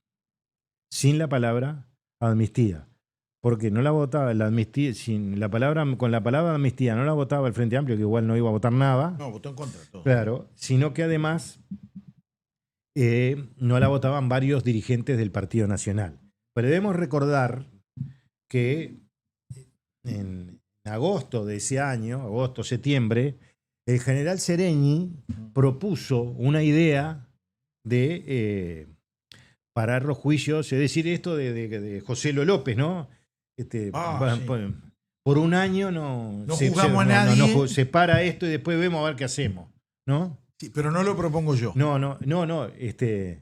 Dijo el hombre. Claro, la cosa era que el Frente Amplio presentaba la idea, Ferreira Aldunate, es decir, el Partido Nacional y el Partido Colorado debían votar la idea de Sereñi y Sereñi se comprometía a que las bases no atacarían tanto al Partido Colorado y al Partido Nacional.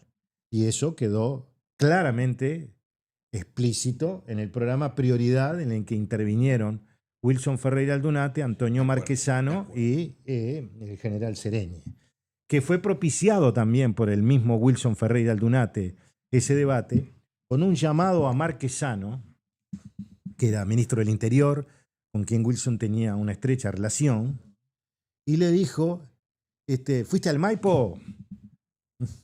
Sí, bueno, no, pero me gusta el Maipo, ¿no? Le dijo Marquesano. Y le dijo, bueno, ahora nosotros somos la BD. Vamos a hacer un debate en el que estemos nosotros dos y Sereñi. Y Marquesano puso en duda porque le dijo, pero Julio no va a aceptar que yo esté. Ajá. Bueno, palabra más, palabra menos, Julio Sanguinetti, ustedes los que vean ese debate que está en YouTube, que se los recomiendo porque ahí está con total claridad lo que finalmente pasó, Marquesano muchas veces, en la mayoría de los casos, permaneció en silencio. La cosa del Partido Colorado, esa por supuesto de Sanguinetti, era que los otros se podían pelear, pero el gobierno tenía que estar al margen de esa pelea. Que finalmente fue lo que ocurrió, ¿no? Claro, fue lo que ocurrió. ¿Sabes que yo ya tengo de los 4 libros que vamos a regalar, tengo uno que acertó todos los números. Ni que metiera la lotería. Nosotros habíamos dado los números 691-750, ¿correcto? Y este hombre metió el 0, 3 nueves, 2 ceros, 3 9, 2 1, otro 0 más y un 7. Este hombre metió todo. Yo lo que voy a hacer ahora es terminar de desglosar esto, que no es una computadora, es manual, y mientras trato de atenderlo, para asignar los otros 3 que los vamos a tener que resolver para el día jueves. Sí. Así que ya tenemos un ganador que es 099091 y sigue con 3 cifras. Usted es un buen candidato para el gobierno de Orsi para ser ministro, porque no pudo resolver toda la situación esta noche. Pero hay varios con 1. Hay varios, tengo que resolver el lío del 1 ahora. Está bien. Capaz en la que viene le digo, tienen un número solo, hacemos así y tenemos que hacer. Tengo varios le faltó un numerito solo. Bueno. Se me armó un segundo puesto. No tiene mensaje y nos vamos con los mensajes. No. Mire, a ver, déjemelo ver, porque ya que me lo pide, vamos a no faltar el respeto a la gente. No, estábamos desconectados, estamos reintentando. He perdido contacto con internet, ¿se ve? Lamentablemente debo decir que puede haber sido la causa. Espero que estemos saliendo. ¿Por qué no? ¿Estamos saliendo? Bien, sí, bueno. Agradecemos que estamos saliendo. Bueno, Amodio es el que siempre dice hasta no sé cuándo. Eso es Amodio. Hasta el próximo jueves. Bueno. ¿Sí? Hoy es lunes, hasta el próximo jueves. Vamos arriba. Yo saqué el notebook. Sí. Y gracias por seguirnos. Esto es El Servidor. Otros ya te contaron las noticias. Nosotros te contaremos la verdad. Conducen Álvaro Alfonso, Amodio Pérez y Horacio Lampariello.